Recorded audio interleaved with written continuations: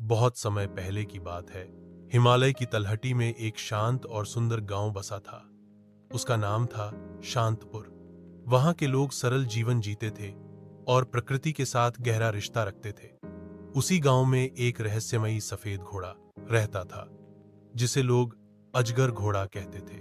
नाम अजीब लग सकता है, लेकिन इसके पीछे खास वजह थी। वह घोड़ा दिखने में तो बिल्कुल घोड़े जैसा था। चमकदार सफेद शरीर, लंबे बाल और तेज दौड़। लेकिन उसकी आंखों में एक ऐसी चमक थी जो किसी भी इंसान को सम्मोहित कर सकती थी, और उसकी चाल इतनी शांत और धीमी थी मानो कोई अजगर रेंग रहा हो। इसलिए लोग उसे अजगर घोड़ा कहने लगे थे। उस घोड़े को किसी ने कभी किसी के साथ नहीं देखा था। वह अक्सर जंगल में अकेला घूमता रहता। कई लोगों ने उसे पकड़ने की कोशिश की, लेकिन जैसे ही वे पास जाते, घोड़ा हवा में विलीन हो जाता। एक दिन गांव में एक छोटा लड़का आया। नाम था अर्जुन।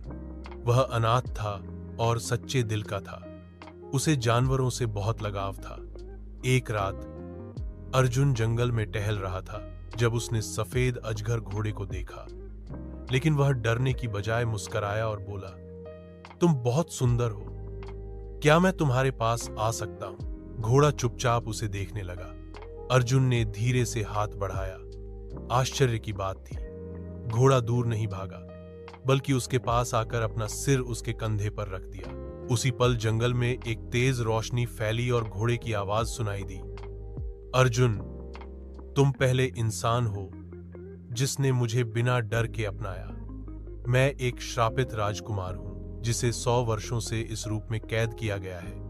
तुम्हारी सच्चाई और साहस ने मुझे मुक्ति दी है। अगले ही पल वह घोड़ा एक सुंदर युवक में बदल गया। गांव में सब लोग चकित रह गए और अर्जुन की तारीफ करने लगे। राजकुमार ने अर्जुन को अपना भाई मान लिया और दोनों ने मिलकर शांतपुर को एक समृद्ध राज्य बना दिया। सीख, सच्चा दिल और निडरता सबसे बड़ा जादू होता है।